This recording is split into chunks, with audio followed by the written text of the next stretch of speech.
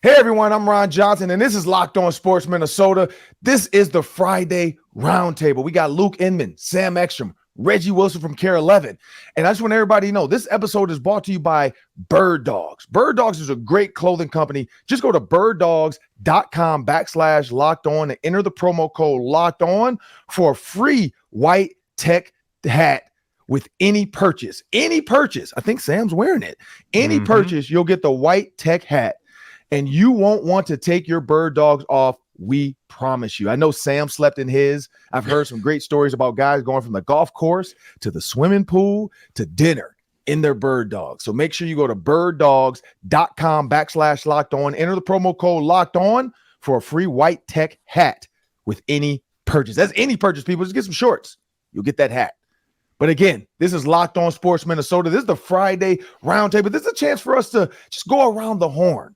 Talk a little bit about sports. Talk a little bit about, we talked about Kim Kardashian, but that was backstage. We're not gonna bore you with Kim Kardashian and Chris Humphries. We're not doing that today.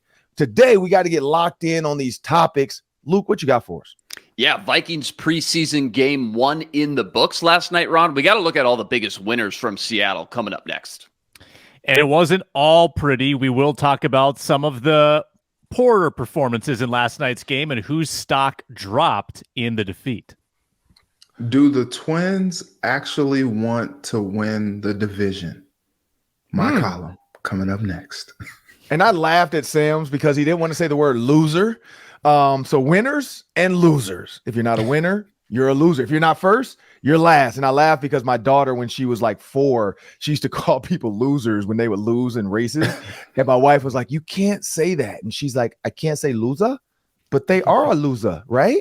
Like, no, you can't call them a loser. So I just felt like Sam was like my wife, like, use a better word. They are poorer runners than you. They're not losers. Yeah.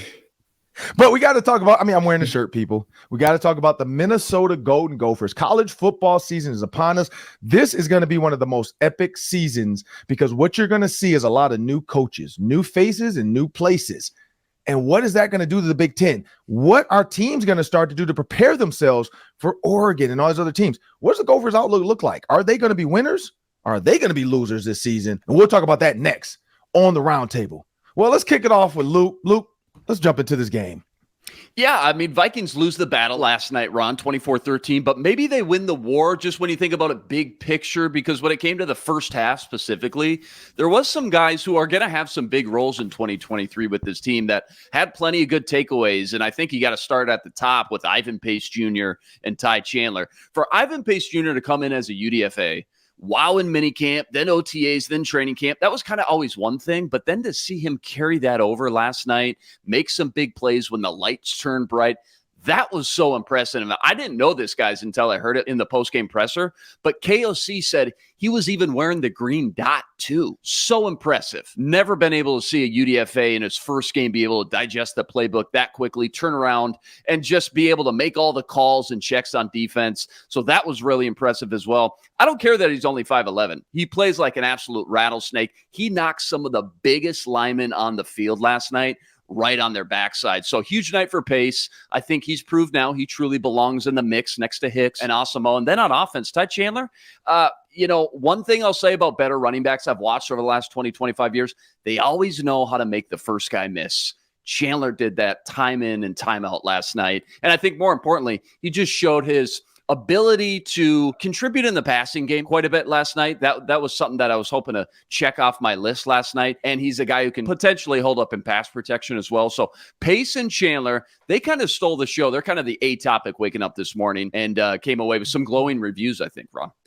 Yeah, I loved what Chandler offered, and a really inopportune time for Kene Nwangwu to be out because I'm not sure that he's going to get back in this battle. I mean, I think Ty Chandler took a convincing lead in the battle to be RB2 with the explosiveness he showed, the shiftiness, and the pass protection, Luke. not only did he have 4 receptions in the passing game, but I watched him pretty closely. He was picking up blitzes. He was chipping guys. He was not letting pressure get to Nick Mullins. And trust me, he was tested plenty because that offensive line wasn't exactly sturdy. You mentioned pace on defense. I wanted to also mention Luigi Villain, a starting edge rusher in this game opposite Patrick Jones. He had 3 quarterback hits, a strip sack. Luigi Villain is battling for his roster life, and I think he got a feather in his cap last night with a really good first half. And that's a guy that they're going to need in the future because think about it. Expiring contract Marcus Davenport, expiring contract Danielle Hunter, expiring contract DJ Wanham. They're going to have to remake that edge rushing group potentially next year, and Luigi Villain wants to be a part of that. Yeah, I echo those, but also Jordan Addison. You know, it was our first time seeing him in game action. Nate Burleson would be proud of the sweet feet toe drag swag over there on the sideline. That was nice, like that. But he also just showed like he belongs. Like so, I feel like really like this offseason, he had the injury and then also the unfortunate traffic incident. He's kind of, become like a punchline, and he's gone out there in camp. And then that first game, it just kind of showed like, hey, like I'm here. Like I'm going to be battling for time on this field. I also thought that Brandon Powell looked good. I only thought that he would just be kind of like that return guy, but I think he showed some things in the pass game as a blocker, as a pass catcher. Like I think he showed what he can do. And then shout out to Nick Muse on the touchdown catch and the gritty. Like he mossed the dude and then hit the gritty on him. Like I'm pretty impressed by that. He mused the dude, Reggie. He mused the dude. Yes. Yeah, I totally agree with that, Reggie. I do like Jordan Addison, I think, but here's one that I was not expecting to say today. And I kind of have to apologize because I've been pushing the narrative that he might not be here. I think Jalen Reagor showed people last night that he actually deserves maybe to get a shot again. One more shot. He made some big catches, took some big hits, seemed like he was always in the right place. Now, again, he's not going against the starter. So I think these next 2 weeks of practicing with ones, going against the ones, going against some of the top corners for the Titans and for the Cardinals, I think he's going to get a chance to show that maybe he should be here over Brandon Powell. Now, Brandon Powell, he was okay, but also Nick Mullins. Nick Mullins shined as the number 2 quarterback. I think he put that whole like Jaren Hall might be able to take my spot out of people's heads. He looked really good. He looked really comfortable. He looked really calm. So I got to give it to those two. I got to go with Nick Mullins, and I'm going to say Jalen Reagor. Like I'm captive of the moment, but Jalen Reagor taking that first big hit to start the game off, one, I think that woke him up. Like, okay, let's go. Because if he had dropped that one and it wasn't a flag, people might be saying, oh, here we go again. This guy can't do it. But he made the catch, took the big hit, jumped up. I think the rest of the game, he made a couple more catches here and there. I'm going to say it's going to be with his speed and size. Brandon Powell is going to have to do something because we talk about practice. But Allen Iverson told us, don't ever worry about practice. These games are going to matter to the Brandon Powell versus Jalen Reagor. And I think Jalen Reagor last night took the edge over Brandon Powell as of now. Now they have 2 more games left. So we'll see. We have 2 more practice, 2 more big practice weeks left. So we'll see. But Jalen Reagor was a winner to me last night. Well, it's time to jump into the next topic. What you got, Sam? Yeah, well, if there are winners, there are probably losers too. We have to talk about poor them. Performances, as you call it. Yeah, we have to talk about the people that tried really hard and just didn't quite do their best. Yeah. Nick Mullins was nice. 20 pass attempts, 14 completions, took a lot of hits. He delivered the ball generally on target, downfield. He got a lot of people involved. I think that's exactly what you want from your backup quarterback. Jaren Hall, in his first NFL preseason action, was overwhelmed by the pressure. He was overwhelmed by the moment, it seemed. And I don't think he's in a great position having guys blocking for him at tackle that just got in the building last week. That's not a very advantageous position. Not even his fleet-footed scrambling ability, which it's fun to watch a quarterback spin away from pressure and run out the way he does, but he wasn't able to make much of it. Yeah. And I felt bad for all of the young receivers, and there's a lot of them, right? Garrett Mogg, Thayer Thomas, N'Keal Harry, Jacob Copeland. They're all on the field wanting to get targeted, wanting to build their own stock, make a case for themselves. And Hall just couldn't get the ball out. On the one drive, I think, where the Vikings were down 4 and they had a chance to maybe go and take the lead, sack, threw it into the ground. So that's not all his fault, but again, he wasn't delivering the ball in a timely fashion. Rough debut for Jaren Hall. And then I hate to dunk on Andrew Booth Jr. on defense, but giving up a bad touchdown to lose the lead, playing with the twos as well, playing into the second half. Clearly, Mekhi Blackman is above him on the depth chart, and it was not a good debut for Andrew Booth, and I've just seen too much of that throughout training camp. So not great for Hall, not great for Andrew Booth, my 2 less than ideal performers of the night. Yeah, I think for me, it's Andrew Booth Jr. and yeah, I mean, Jaren didn't look good either. Like that was his. I don't know. He looked like a rookie out there. I remember when Mike Zimmer was like not trying to play Kellen Mond, and then when he finally put Kellen Mond in there, it was like, ooh-wee, that's probably why. I don't know. It kind of gave like shades of Kellen Mond, and I saw that Kellen Mond threw an interception in that preseason game as well, and I was like, okay, he's doing the Kellen Mond thing that we're used to. So no, but yeah, the Jaren Hall thing was pretty disappointing. I was kind of texting back and forth with Alec Lewis about that last night. I was just like, man, he's not even there. Like it's like a ghost out there. And then that touchdown pass, you had PA like, it's Bobo. Like that what was is hilarious. going? I was like, yeah, that was... what is he even saying out there? But like I saw the frustration from Booth, but like he had no legs out there, man. Like it just he got beat so easily. I don't know what's going on. Like there obviously was a reason why he fell in the draft, but I remember being on this podcast and Ron talking up Andrew Booth Jr. and how good he could actually be. It's just kind of disappointing kind of seeing where he is. For one, I looked up when it was the second half and I'm like, oh, dang, like Andrew Booth is still in this game? Like, really? And then I saw that happen. I was like, oh, that's why he's still in this game. Like, I feel like maybe he does need the reps. But then again, it's like when he is getting those reps, I don't know if he's still not fully 100% or what, but like that was not a good showing. Yeah, I think my big takeaway, once you got to the second half, you started to see the downside of what happens when you make such an extreme shift to this youth movement, because there was a lot of young guys with little to zero experience out there going through a lot of growing pains.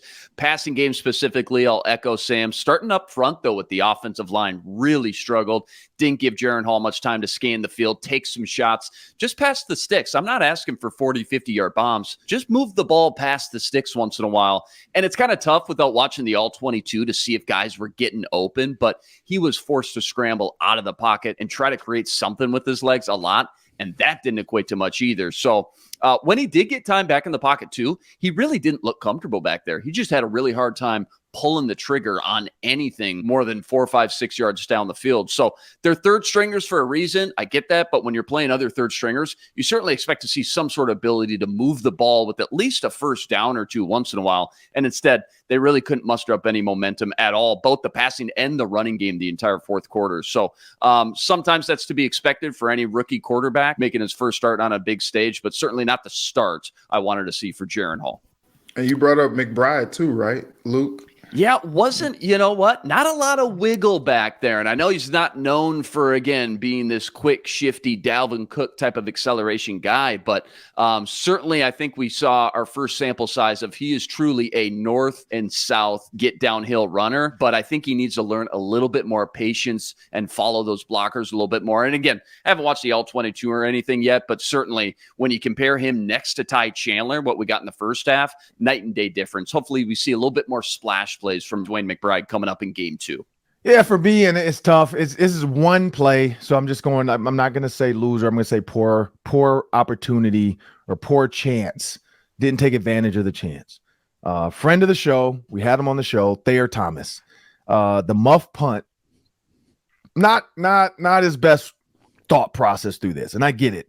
He's going for a fair catch. His own guy is kind of in his way, so he backs up. But instead of like yelling Peter, Peter, Peter, which means everybody get out the way, I'm not about to catch this thing, he stands right by it when it drops. It then hits him, and then the Seahawks recover the ball. For a coach, if I'm looking for my 5th or 6th receiver, and you might want to be my punt returner, that's not the way to show it. He did have 2 catches for 9 yards, but unfortunately, like that punt, it just wasn't like he went for the fair catch. He would have been better off running up and getting hit by one of the Seahawks as he's trying to fair catch it versus like getting spooked at guys around his feet and moving. I think that's the one key in the NFL is like you got to be able to catch a punt in traffic because there is no halo rule. I know Beyonce has a halo. I know she has a song called Halo, but it does not work in the NFL. There is no halo rule. And that's the problem with college guys. They're used to getting 2 yards of space of like, you gotta respect me. NFL, you don't have to give him any space. You can stand right in his ear hole and yell at him as he's trying to catch the punt, and they got to be able to do it. So he's got to be able to like, he has 2 more games. Hopefully gets an opportunity. But a lot of times coaches don't have a lot of time to worry about guys that are maybe going to be on the practice squad. And so I did feel like that moment for him, like if he had just caught it, moved on, we'd never be talking about there. We'd be like, oh, that 2 catches, 9 yards, man. We got to see what else he can do. That's one of those things that puts a sour taste in your mouth. Like, man, what were you doing? Why'd you do that? Like, get out the way then. Run out the way. Run out the way and yell poison, poison, poison, or Peter, whatever your call is. Run out the way and let everybody know, get out the way because I'm about to let this drop. So that was mine. But I think there, Thomas, again, he has 2 more weeks to show what he can do. I'm really pulling for that kid because I watched him run routes. He runs pretty smooth routes. He looks really good out there. Probably definitely a practice squad guy, but, he's got to earn his way onto the practice squad. Before we get into Reggie's topic, because I know we want to talk about these Minnesota Twins, there's a word from our sponsors. It's a Bird Dogs Friday here on Locked On Sports Minnesota. I'm going to the cabin this weekend, Northwoods, and I got to pack strategically because the mornings are chilly, the evenings are chilly, but the days are beautiful. So for the morning, got my Bird Dogs pants. I'm wearing them right now. They hug your ankles. They're slim fit. They're warm because they've got those liners on the inside. But then in the afternoon, you change into those sort of khaki-like shorts that really let you breathe, and they hug your leg in a really nice way. Yeah, that's probably what I'm going to pack on my way to the cabin. They do the same thing as Lululemon, but they fit way better. There's just something about these Bird Dogs. They're not regular shorts with the stiff, restricting cotton. They've got cloud knit fabric, looks like khaki, but it stretches, gives you a way slimmer fit. You don't sacrifice movement. They've also got those liners with the anti-stink sweat wicking fabric that keeps you cool and dry all day long. Did you notice the hat? Yeah, I got the hat with my latest box because they're sending you a free white tech hat with any purchase. That's right. Birddogs.com/lockedon. Promo code LOCKEDON. Free hat. Birddogs.com/lockedon. Promo code LOCKEDON. Free hat with any purchase. Once you get them, you won't want to take your Bird Dogs off. I promise you. Well, Reggie, it's time to jump into your topic, the roller coaster of a team that plays baseball in Minnesota. What you got? Dude, I don't understand these Twins, man. They win a season high, 5 straight games, come out in that start of the series against the Tigers, your Tigers, Ron, and they look we're like, oh man, like they're gonna run away with this thing. And then they go out and lose 3 straight. In 2 of those 3 games, they don't even score a run. And yesterday probably was the worst of them all. They only had 2 hits that they scattered. Carlos Correa, Christian Vasquez. Like, that's it. That was it. No runs, 2 hits. I just don't understand. Like, Cleveland is trying to give them this division, but they keep saying, no. Just you guys do what you got to do. We hang on, stick around a little bit. We might be able to do something like this, Like the topic last week was Cleveland was too busy fighting people to try to win baseball games, and then now, the Twins are just kind of letting them in, and I just don't understand this team. Like one day, like the pitching is good, they're playing complimentary baseball, and then also like the bats are just cold the next minute. And if I'm Kenta Maeda last night, I am hot because like he pitched well enough to get a win. He's 3-7 this year, and he pitched well enough to get a win. He got no support. 6 innings, only 1 earned run given up, and he got the loss because he couldn't get any runs. And so I really don't understand what's going on with this team. Byron Buxton, his play has been really disappointing, especially with the injuries being that he hasn't even played in the outfield this season, and he's still just not 100%, not hitting well, not fully healthy. I just don't understand what's going on with this team. Carlos Correa struggling. He's admitted that he's struggling. He can't figure it out. This team is a hot mess that still somehow finds its way at the top of the division. Yeah, wash, rinse, repeat, man. I don't know what else to say. I said it 2 months ago. This is just a 500 ball club through and through. So whenever, they win a few, get a little hot, warm up a little bit, a couple L's are just right around the corner. It's the pitching, it's all over the map. The quality starts are kind of up and down. They've been a little inconsistent, still not getting enough production from the studs. Buxton's hobbled. Correa's been fine, but nothing special. So it's become really tough to get excited about this team, even in such a weak division. The only good news is the Guardians don't look like anything special either. So they could get cold, they could slump, and still end up winning the division by the end of this thing. It's interesting, too, when you look at the schedule, because they've only got 12 games left inside the division, which is a little weird. And that might actually be a good thing, just knowing how much they've struggled against the Central. And most importantly, too, they finished the season against the Oakland A's and the Colorado Rockies. So I still think they finish with a winning record. What they do with that winning record, that remains to be seen. But certainly they haven't given fans much to get excited about at this point, even if they can make the playoffs. Yeah, they play Cleveland 6 out of 9 games, end of August, early September. That might decide the division right there. But you know how in the Vikings season we talked about how winning close games wasn't sustainable, but because the season's so short, it never really came back to bite them. We never saw the regression come into play. Well, the Twins are a walking, breathing example of what happens when you win a lot of really close games. Sometimes that doesn't always continue. Look at their wins in the second half of the season. 5-4, 5-4, 3-2, 5-4, 4-3, 3-2, 3-2, 5-3, and that was a walk-off home run. The games they're winning are so tight. They're dramatic, and they've had some really clutch moments, but they're not blowing anybody away. Even in victory, the Twins are making it difficult. And when you win a lot of close games, what happens? Usually in baseball, things flip the other way. And that's what's happened to the Twins. They had a 4-game winning streak, then lost 5. A 5-game winning streak, now they've lost 3. They're completely on the seesaw right now, and it's still because they can't score runs consistently. Yeah, they might have a 9 spot, once in a blue moon, they might put up 7, but most of the time, this team's going to be hovering around that 3 or 4 mark, and that's going to put you in a lot of precarious positions. So I again, every time they reel me in, they give me very good reason to let the fish off the hook. I don't know what the terminology to use is there, but yeah, going into Philadelphia, don't feel great about this weekend series. Well, I was looking up some stats. And first, I love the fight reference, Reggie. I enjoyed that Cleveland Guardians fight.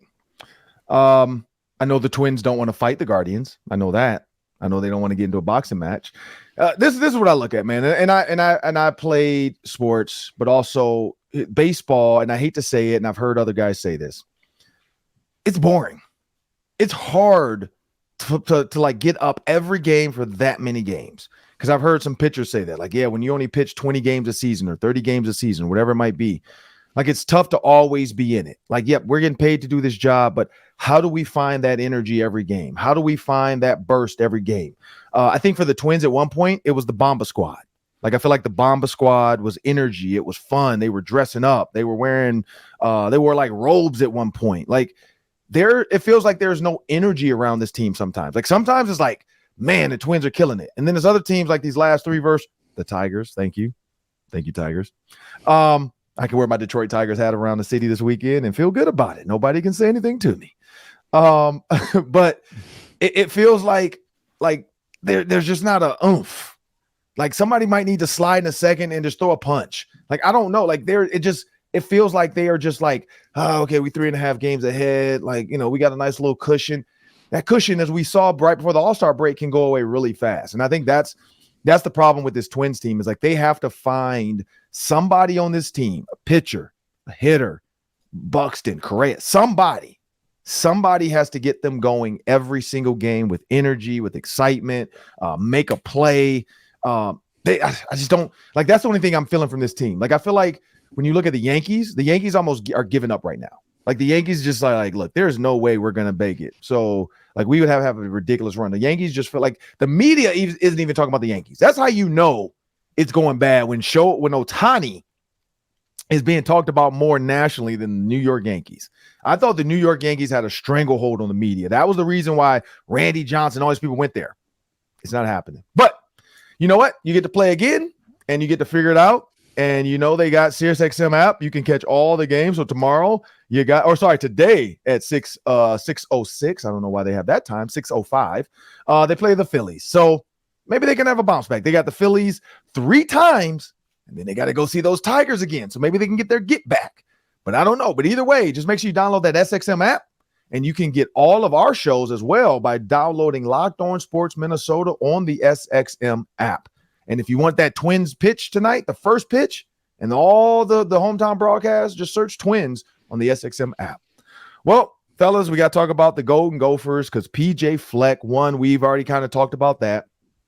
We've talked about PJ Fleck and what he's done. And here's where I go with this with the Gophers in the Big Ten. Everybody keeps asking me that. Like everywhere I go, everybody wants to know who we are. So I tell them, we are the Gophers. The mighty, mighty Gophers. I don't know if you guys remember that. Sir. I don't know if you guys caught that one. Sir. It took a while for somebody to get it. Thank you. But here's where I go with this, though. PJ Fleck, one, I think the team is going to be closer because of them having to come to PJ Fleck's. They had to back him up. They had to come to his rescue. You saw everybody eighth it. You saw Chris Hartman-Bell. You saw all the guys that are here for 6 years. They've all came to PJ Fleck's rescue and say, you know what? No. Like, man, like it's just tough here. So one, you could tell that it's a close-knit team. I think that's one step to being a good team. 2, consistency. PJ Fleck is still the head coach. It's been a while since we've had a long tenured coach when you look at the Brewster to Kill to Clays. So PJ Fleck now has created a little bit of consistency. So I think, you know, when you face Luke Fickell, you're going to face Matt Rule. Like you're going to face some of these big time coaches that people talk about. I want to see how PJ Fleck handles the mental side of that game. Like, what is he going to do to out coach these guys? Because talent wise, I think they're all kind of even right now. We're going to see some new Gopher receivers and Ethan this season, because people are saying how they're going to be. I have no idea how they're going to be, people. This season rests on the arm of Ethan Callig-Manis. If Ethan Callig-Manis has a good year, they'll be fine. If he struggles, they're going to struggle. And that's that. I don't know. What do you think, Luke? Yeah, no, I absolutely agree. It's going to be so weird, by the way, to see a new quarterback and running back combo back there for the first time in, 4 or 5 years? A lot of new faces in the mix. I think Zach Evans coming in from Western Michigan was a good addition, by the way. Then in the passing game, Ottman-Bell, Daniel Jackson, Brevin Spanfor. We might see this offense lean on the air game a tad bit more than what we're used to seeing. And defensively, look, I know every team loses guys every year, but just on paper, 2 defensive linemen gone, 3 linebackers gone, 4 guys in the secondary, including Terrell Smith. He was drafted in the 5th round. He was a staple back there. So I'm slightly concerned what that whole thing looks like. They've still got a great D-line, though. They've got arguably a top 5 safety in the country, Tyler Nubin. He's going to run around and make plays. He's already being projected as a potential top 50 pick next year. But you're right, Ron, as far as PJ Fleck goes, entering year 7, the culture is built here. They've always been consistent. I think they're going to be competitive once again. Yeah. It's really just a matter at the end of the day, winning the games you're supposed to win and then stealing an upset or 2 along the way. I've seen their over-under win total in Vegas anywhere from 6.5 wins to 7.5 wins. And I think you look at the schedule, you got Drake May, number 2 quarterback in the country, at North Carolina on the schedule, Michigan, at Iowa again, at Ohio State, Wisconsin, and close out the year. They're going to have to pull an upset or 2 somewhere in there if they want a shot at making the playoffs this season, all while kind of adjusting on the fly with all these new faces. Yeah, I obviously think that Ethan is the most important Gopher this year, but adjacent to that is the offensive line, once again, because this is still a run-first operation, and you need that offensive line to pave holes for this new running back committee. Sean Tyler, we don't know much about him. Zach Evans, we don't know much about him. Bryce Williams, we've seen a little bit of him over the years. But can those guys produce behind this offensive line? I love Ariante Ursary. I love Quinn Carroll. I love Brevin Spanford as an extension of that offensive line. Can that group mesh together and protect Ethan, pave the way for this running back stable. This is a defense and run first team. And that defense, which lost some key players, how will they do? I know they've got some tough games early in the season. Are they going to gel fast enough to get that win total up to 8 or 9 and get a good bowl game at the end of the year? And again, guys, this conference is changing. This conference is growing. This might be one of the last chances you get to put yourself in a Big Ten championship game for a while with the current format. So you got to take advantage of it. And there's some big question marks, but hey, there are question marks all across the conference. A lot of teams have new quarterbacks too. So if you can get that offensive line squared away and that defense squared away, that's going to help you a lot. Yeah, to your point, Sam, PJ talked about, I think it was earlier this week, about the offensive line and how they have just meshed together, how they are probably the most consistent unit that they have on the team. He's just like, they eat together, they walk on campus together, they do just about everything together. That's how in sync they are. But I will say, like, it is interesting for all those people who were thinking about, like, oh man, like maybe PJ Fleck would, like, you know, leave for a bigger job or XYZ. Like, with all this realignment stuff, like, is looking less and less likely that he would do something like that, just because, like, he's about to have, like, some of these teams in his own conference with Oregon and USC and UCLA and all these teams. Is like, well, why go anywhere? So, like, it's going to be a chance for him to really kind of, like, prove his mettle and continue to build this program. When you have guys, newcomers, as you said, Ron, like Matt Rule coming in, who is a program resurrector, and then you got Luke Fickell, who comes in after his very successful tenure in Cincinnati. You think that maybe in his second foray really into the Big Ten that he's going to kind of turn that up there at Wisconsin as well, and then these other teams that are infusing. I say this year, especially with the question marks that you think that they're going to have on defense, man, air that thing out. Ethan has a big arm. Yeah. Like, let that thing fly. He's got Chris Aubin-Bell back. Like, that's his number one target. Like, let it fly, air it out, and let everything else fall where it may. Yeah, fellas, and I'm going to ask you this one. So, talking about the Big Ten, before we get out of here, a couple quick ones. If you guys had to pick, because Vegas right now, as of June 26th, this is from June 26th, Vegas had the odds for the Big Ten championship. What teams, because you can bet this. You probably can go on FanDuel.com as well. Check out futures for the Big Ten championship game. You can actually bet on teams you think will make the championship games. I will say, people, these odds are worth it because they're high. You get high odds on some teams, not every team, but you can get high odds. Every single team, there's no minuses. Every team is plus. So every team to make the Big Ten championship is going to give you a plus. Whether you pick, even if you pick Indiana, like, I'll give you that one. Indiana's at the bottom of the barrel. So you pick Indiana, you got a big one. But who do you guys think is the leader in the clubhouse to make the Big Ten championship? Two teams. I got to think Michigan and Ohio State, I would guess. Sam? I'm trying to go off the beaten path here, but I'm going to say Ohio State leader. Reggie?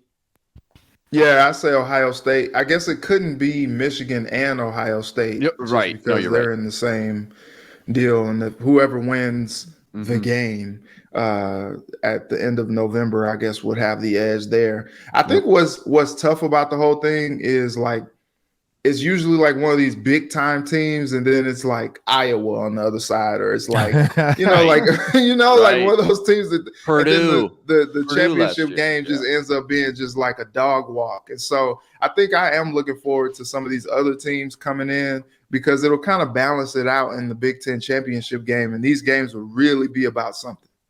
So right now, the odds, and you guys are right, it's even for Michigan and Ohio State. So basically they're saying that last game of the year, Michigan versus Ohio State, is going to come down to one of those guys making the Big Ten championship, plus 180 as of June 26th. So those guys have the best odds in Vegas. Next is Penn State. And then where do you think the Gophers fall? I would guess Wisconsin's ahead of them. So maybe right after them, 5th or 6th somewhere. Maybe Iowa's ahead of them. Sam? Yeah, Gophers perpetually are about the number 6 team in this conference. I'm going to say they're 6th best odds, probably about plus 1,500. Reggie?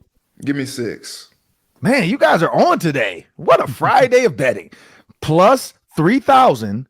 The Gophers are 6. Iowa is plus 1,000 and Wisconsin is plus 550.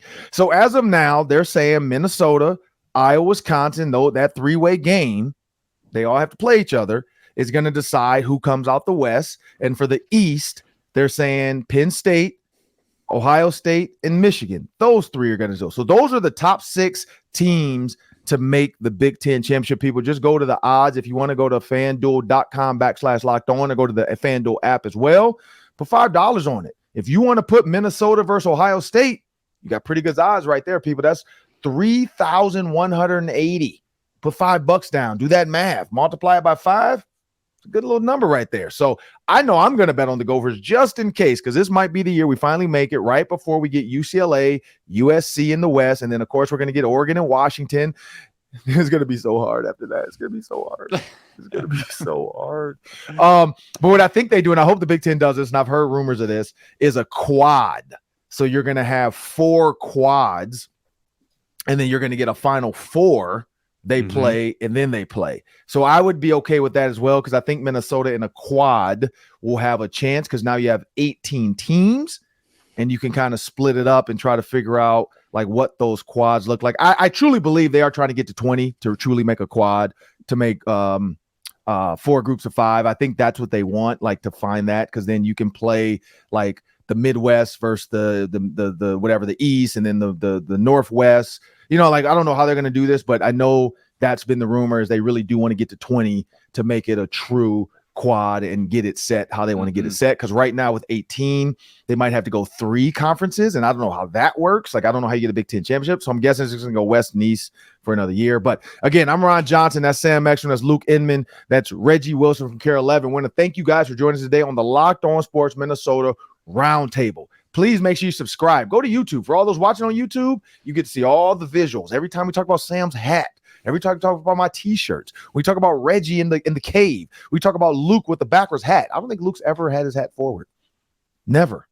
Birddogs. I got to get my bird dog hat going. Get your bird dog hat. That'll rock forward for sure. But please make sure you jump on any of our platforms, Amazon Fire, Roku, and Sirius XM. Now you can get the Ron Johnson Show. You can get the Football Party. You can get Locked On Sports Minnesota. You get all the videos, all the shows, the press conferences. And the minute, and I hate to do this, the minute they start cutting players, because that's not fun. Like, we might have to all wear black for cut day. It's going to be a funeral. It's going to be sad. It's tough. You see all these men lose their jobs. But the Vikings are going to get down to 53. We're going to cover that all the way to the wire till they get the last guy set on this team. But again, make sure you stick with us on Locked On Sports Minnesota, and have a great weekend.